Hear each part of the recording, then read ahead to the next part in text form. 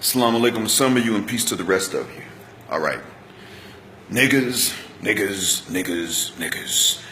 As much as I hate to use that word, there's no better word to describe the people who suffer from this kind of affliction. This is a very niggerish affliction I'm going to point out to us. And it is largely it is largely black people that suffer from this. It is not limited to African Americans.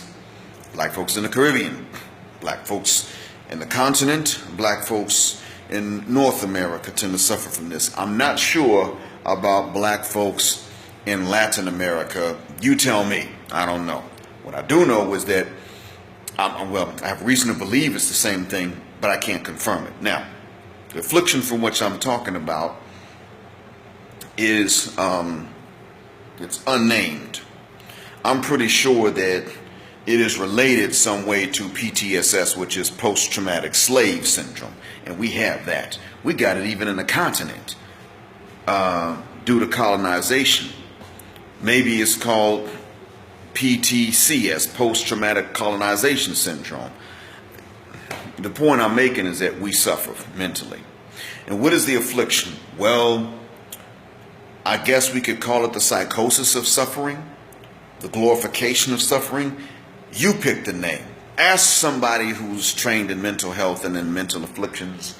We have an illness in which we love to glorify suffering. I'm not here for it.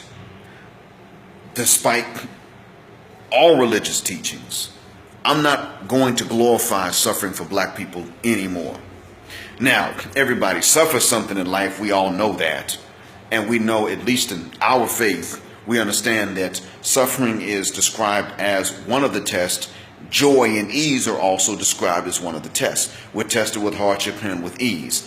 Now, while this may be specific to one faith community, it's a message that reverberates in the Christian church. They could understand it if they hear the concept, although I never hear Christians referring to being tested with ease. I almost never hear about that.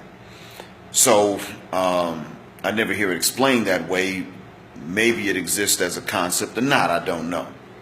What I do know is that we black folks have this very bad niggerish habit of glorifying suffering. Every time we hate something, we start acting like it's the best thing in the world for us because we hate it. We're trying to take joy in suffering. Always trying to find more than just a silver lining or take advantage of it. Rather, we start elevating suffering to the point of the purpose of life. The purpose of human creation, as far as the religions teach us, is for us to worship our Creator. We, black folks specifically, tend to take something else and put it in place of that, which is to suffer. So instead of the purpose being to worship our Maker, the purpose becomes to suffer. Like suffering is why you were created. I'm through with that mess. This post of mine is inspired by a post from my man Basir Bey and my man Maurice Stewart. And they point out, both of them point out, a question, or rather a phenomena, in which we like to revel in how sternly and strictly we discipline our children. Now, it's good that we don't go to the opposite extreme of the most lax, stereotypical California parents of another persuasion looking like that, but that's one extreme. Permissiveness, laxness, the complete lack of any corporal punishment. I would say, excuse me, but I'm actually kind of proud of that one. The complete lack of any corporal punishment. No. See, that's one extreme that we know causes certain types of psychoses. So their kids turn around and do stuff our kids don't do. And our kids can do some dumb stuff, but not quite what they do.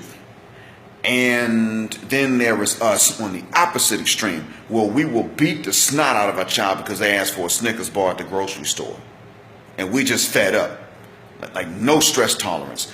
Well, one of the reasons we have no stress tolerance is because of too much damn suffering throughout the generations.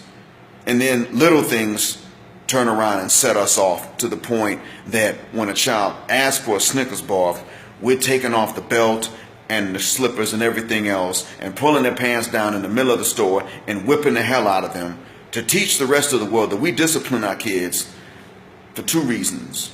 And one of them is so that massa doesn't come in to discipline them. We know they're going to be disciplined more harshly, so sometimes we try to satisfy everybody else by over-disciplining them. That's post-traumatic slave syndrome. The most permissive parents of that persuasion in California might be letting their kids run wild. And those of us of that persuasion are doing the complete opposite. Beating the snot out of them for anything. Very slow to give rewards and positive reinforcements, but very quick to snatch them up and proud of it. And so one of them asked, one of the two I said that inspired this post, asked, why were we willing to do this to our kids even on social media and then post it? And someone else mentioned that we have this tendency even to bond with each other based on stories of how brutally we were disciplined growing up. Now, I was lucky in that my parents were actually very middle of the road. I was quite fortunate in that regard. My folks were quite middle of the road. I'm aware of what they did right and what they did wrong, and all I ask from my parents is, please don't ask me to carry on the mistakes that you made to my own children's generation. Don't ask me or expect me to pass these things on in the name of culture. I'm not going to do it. I don't give a rat's behind if 1,000 generations of us ate pork. I'm not passing that on. So what am I going to pass on excessive discipline or hypo-discipline to my kids for? That's all I ask. But I was fortunate. I still saw many of my colleagues, many of my peers growing up who had that middle of the road type discipline from their parents. And I saw others who had that super extreme, I'll beat the snot out of you in front of everybody just to embarrass you because I have no concern for your feelings even when you're right type of discipline and child rearing. And I saw almost none of them of our persuasion that would under-discipline the kids. But I saw plenty of that persuasion who would brag and say, come on, my parents don't do this, that, and the other. They don't do any of that. We don't need to be extreme like that in any way, form, or fashion. And we damn sure don't have to use culture in order to justify it. We glorify suffering too goddamn much before we have this problem and after we have it and because of this problem. So, I've already taken 8 minutes. That's enough. I think you got the message. We really do need to make several cultural changes, and that's just one of them.